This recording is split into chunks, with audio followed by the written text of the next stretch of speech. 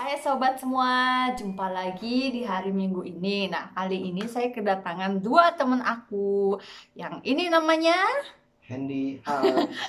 yang ini Agung, Agung. Nah, halo. mereka tuh udah lama banget tuh pengen kesini, tapi karena kesibukan jadinya nggak sempet-sempet kesini. Nah, hari ini tuh disempetin kesini. Terus kita mau ngobrol-ngobrol santai bareng mereka. Jadi temanya hari ini itu karena pandemi corona ini yang nggak selesai-selesai, jadi saya mau saya mau ngobrol sama mereka nih. Sebenarnya kalau eh, hari-hari seperti sekarang ini penting nggak sih ya kalau kita ke wihara? Kalau menurut kamu nih, Gung, Ya, eh, seberapa penting sih kita harus ke wihara? Penting banget, biasa aja atau gimana? tergantung konteksnya ya. Kalau misalkan Hmm. niatnya kita pengen pengen pengen apa gitu. Kalau misalkan niatnya ibadah di rumah juga nggak masalah harusnya. Cuman lebih bagusnya kita itu pergi ke wihara. Cuman dikarenakan lagi ada pandemi seperti ini ya di rumah saja. Jadi kalau untuk saat ini ya nggak terlalu penting-penting Nggak, juga ya ke ya, wihara ya. ya. Jadi masih bisa diganti dengan ibadah di rumah lah. Oh ya, boleh deh. Kalau menurut Hendy gimana? Halo bos, gimana? Udah jangan tegang, biasa aja. Gimana? Apa ya, aku nggak ini nggak bisa jawabnya. Oh nggak bisa. Enggak penting Nggak ya. apa-apa. Ini kan santai aja. Penting gitu, penting gitu. Penting apa enggak? Biasanya ini kamu dalam 1 minggu harus ke wihara atau enggak? 1 minggu gimana deh. Kalau dalam 1 minggu ini kamu teh harus ke wihara atau enggak ke wihara juga nggak apa-apa gitu. Oh, iya. Yang itu aja nggak apa-apa, soalnya lagi apa, hmm, apa namanya. lagi ini wabah Oh, gitu. iya, Jadi wabah. memang dilarang sama pemerintah ya. Hmm. Oke. Jadi ya kalau sebenarnya kalau menurut aku sih ya, kalau kita punya altar sendiri di rumah, ke wihara juga. Sebenarnya ke wihara tuh untuk apa sih? Kebiasaan orang kebanyakan sih kan untuk bersosialisasi ya. Iya. Jadi penting dan nggak penting itu tergantung gimana kitanya. Hmm. Jadi kalau penting, dianggap penting ya penting banget. Kalau B aja ya ya biasa aja. Karena kalau penting banget juga gimana ya? Rasanya Iya. jadi kayak kemelekatan gitu ya. Hmm. Nah, sedangkan kita kan diajarin jangan terlalu melekat. Jadi dulu nih, kalau dulu saya suka, kan dulu aktif di sekolah minggu ya, kamu Iya. tahu. Jadi kalau misalnya dalam 1 minggu nggak ke wihara, rasanya tuh ada yang Ada yang kurang gitu. gitu. Nah, kalau untuk sekarang jadi biasa aja ya, maksudnya sesuatu yang dulunya sangat penting, harus dan harus, sekarang karena ya itu dia ya, kebutuhan kita mungkin tanggung jawab. Nah, kalau tidak ada yang harus diprioritaskan kayak organisasi apa sih, sebenarnya kuwihara dan nggak kuwihara tuh hampir sama ya. Dulu Iya. pernah nggak kamu kepikiran gini loh, kayak ada orang nih yang agamanya Buddha, tapi eh, kenapa sih jarang kuwihara? Pernah nggak menemui orang seperti itu? Pernah. Pernah ya. Ada teman kamu yang kayak gitu? Ada. Kamu pernah ini nggak, bertanya nggak, atau pernah ngajak yuk kuwihara gitu? Pernah. Terus jawabannya? Jawabannya apa? Kan kamu ngajak, jawaban teman kamu gimana? Oh, alasannya Mau kenapa? nggak? Enggak sih. Oh nggak penting kuwihara gitu atau? Bukan, alasannya kuliah gitu. Oh kuliah sibuk gitu ya. Ya. Ya oke. Kalau kamu Gong, pernah nggak sih kepikiran kalau misalnya kayak punya temen, terus sebenarnya dia tuh teori damanya tuh udah bagus, terus prakteknya dalam kehidupan sehari-hari juga bagus, tapi kadang-kadang kita lihat diajak ke wihara dia bukannya anti, tapi ngapain lah, saya juga gak kelihara juga nggak apa-apa, yang penting masih bisa berbuat baik gitu. Iya. Ada sih, sama ada yang Ada kayak temen gitu. dong. Iya. Soalnya kan dalam agama Buddha juga kan intinya kan berbuat kebaikan, jauhi perbuatan jahat kan, sucikan hati dan pikiran. Jadi walaupun istilahnya tidak ke wihara, selama dia berbuat baik ya tidak masalah. Cuman kalau datang ke wihara kan bedanya kita itu bisa bersosialisasi dengan orang banyak, bisa menambah kebajikan dengan berdana, bisa mendengarkan dhamma. Mungkin bedanya itu aja sih. Nah, kalau saya gini, emang ya kadang kalau kita ke wihara tuh bisa bersosialisasi, terus mungkin bisa belajar dhamma yang lebih banyak. Tapi kadang-kadang nih ya tidak semua orang dan segalanya atau yang di situ seperti itu sih. Tapi kadang-kadang kalau ke wihara justru malah jadi gosip. Kalau kelamaan ya, gosip, terus akhirnya ya kalau terjadi geng-gengan, kayak grup ini misalnya grupnya Agung, grupnya Hendy gitu. Jadi ketika saya datang misalnya nih, saya bingung, saya mau ke grupnya Agung atau grup Hendy. Tapi ketika datang itu sayanya nggak disambut gitu loh. Jadi kok aneh ya, wihara ini ketika ada umat baru nggak menyambut. Ada 2 grup, saya jadi bingung, dan selanjutnya saya jadi malas wihara. Gimana tuh kalau kayak gitu? Ya kalau saya pribadi sih selalu mengajak setiap teman yang datang ke wihara, apalagi yang baru ya, pasti diajak buat gabung, buat main bareng. Nggak ada istilah geng-gengan. Tapi pernah nggak merasa yang sekarang misalnya, kok di wihara kok ada geng ini geng itu gitu, atau sama rata? Kadang-kadang suka mikir kayak gitu, soalnya ngelihat situasi di wihara emang orangnya kadang ada yang suka berkumpulnya dengan yang itu saja. Tapi ya saya sendiri sih sering sering ikut gabung. Jadi bukannya malah gengsi atau minder, tapi ya saya ikut gabung gitu.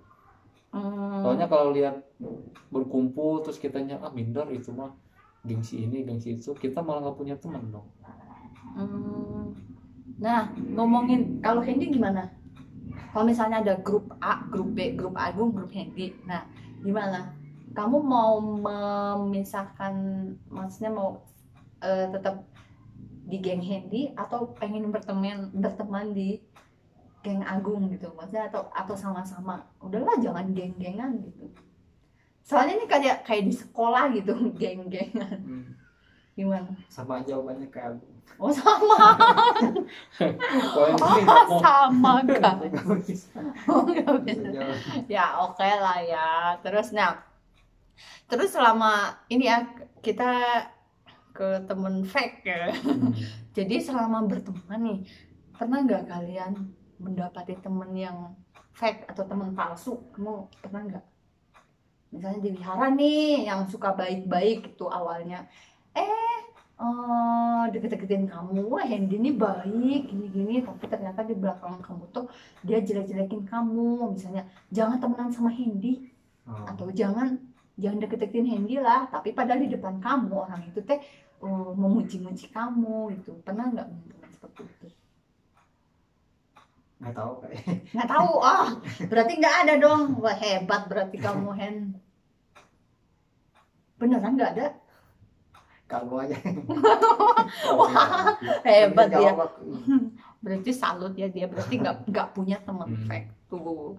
Bray, sobat tuh, kalau punya temen tuh kayak Hendy tuh, jadi dia nggak pernah punya temen fake. Kalau kamu Gung, pernah nggak? Teman fake ya? Ya selama ini belum nemu sih ya. Soalnya semua kelihatannya baik gitu di depan, tapi yang nggak tahu kalau di belakang. Nggak tahu di belakangnya kayak ya. Gimana ya nggak tahu. Kalau di depan sih baik semuanya. Tapi pernah gak nemuin kalau misalnya tuh temen dia tuh baik banget nih sama gue gitu. Mm-mm. Tapi ujuk-ujuk suatu waktu tuh ternyata dia dari belakang kamu tuh nusuk. Mm. Biasanya gini, kalau saya sih pernah ya, maksudnya temen tuh yang awalnya Baik. baik, masa saya ajak untuk baik begini-begini, akhirnya ternyata di belakang teh ya selain ngejelekin dia juga apa ya, jadi memang pengen nyingkirin lah istilahnya. Menyingkirkan. Nah, sebenarnya kalau kalau teman kayak gitu sikap kita harusnya gimana sih? Gimana ya? Dibiarkan saja kita ambil tindakan atau kita tetap fake juga sama dia, jadi pura-pura kita udah tahu nih sifatnya seperti kayak gini, dia di belakang kita tuh menjelek-jelekan, jadi kita pura-pura di depan dia kita baik-baikin dia, terus kita di belakang dia ikut jelek-jelekin dia, atau cut, gue nggak mau lagi nih temenan sama orang ini tuh istilahnya toxic, racun gitu, ngapain gue pertahanin. Gimana? Ya kalau saya pribadi ya enggak lah, ngapain berteman sama orang kayak gitu. Jadi Kalau udah ketahuan dia baik di awal doang, terus di belakangnya dia nusuk kita, ya ngapain berteman sama dia? Ya udah buang jauh-jauh. Nah. Pertahanin teman yang baik, yang benar-benar tulus. Banyak kok teman-teman yang kayak gitu kan. tuh teman-teman dia banyak nih yang baik-baik ya, jadi harus belajar sama Hendy Gu. Iya. Nanti kenalin ya teman-teman kamu tuh yang baik-baik itu, jangan sampai fake ya. Ya. Ya bolehlah temenan sama kita yang baik-baik. Oke guys, jadi intinya tadi itu pembicaraan kita antara sebenarnya penting enggak sih kewihara, ya itu tergantung kita. Sebenarnya kalau belajar dhamma itu intinya kan ya kita bisa belajar dari YouTube, baca buku, terus tanya sama Bante atau datang langsung ke Bante. Tapi kalau kewihara sih penting juga, pentingnya yaitu kalau kita bakal tahu bahwa umat Buddha misalnya di Bandung ini kan banyak, bukan cuma kita-kita aja yang di rumah aja. Misalnya nih, kadang-kadang kan kita umat Buddha di dunia atau di Bandung ini cuma gue doang gitu, gue nggak pernah tuh liatin atau ketemu yang umat Buddha lainnya gitu. Tapi kalau kewihara jangan, ya kalau kelamaan biasanya nih sih ya gosip-gosip. Terus kalau ketemunya sama itu aja kayaknya ngegengnya nggak mau lagi menerima teman lain. Nah, jadi orang lain mau gabung juga, ngapainnya, dia kan sama dia doang, kalau pergi-pergi juga sama dia terus. Jadi orang baru kadang-kadang probleman juga sih ya di wihara tuh, kadang ketika ada orang baru tuh orangnya cuek. Jadi saya pernah loh ngalamin. Jadi saya udah berapa lama ya, mungkin hampir 1 bulan atau 2 bulan nggak ke wihara. Nah pas datang ke wihara, orang yang dulunya ramah sama saya itu sama sekali tidak menyapa. Padahal kita udah kenal lama loh. Kemana aja atau apa, nggak sama sekali. Jadi ya kalau menurut saya sih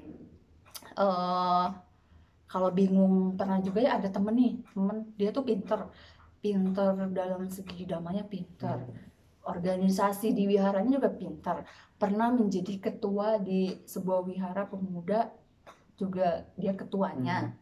Tapi kesininya dia tuh jarang ke wihara.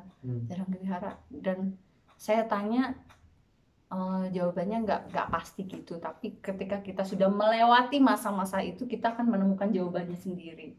Oh ternyata begini, oh ternyata begitu, gitu loh guys. Tapi buat kalian ya adik-adik, jangan lupa ke wihara atau ke sekolah minggu. Nah kalau itu sih untuk penanaman sada atau keyakinan sejak dini. Jadi biar kita tuh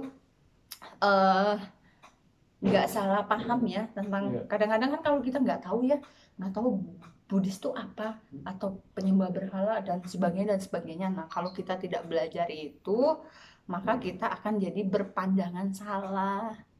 Tapi itu dia, bisa tanya ke orang tua, bisa tanya ke kakak-kakaknya, atau bisa tanya ke, kalau mau pasti sih ya, ke Bante atau ke Biku.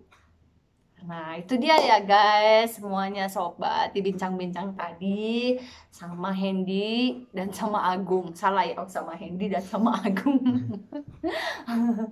Oke, terima kasih sudah menyaksikan bincang-bincang kami, dan nanti kita akan ngobrol di lain kesempatan lagi. Oke, dah, Dadah. bye.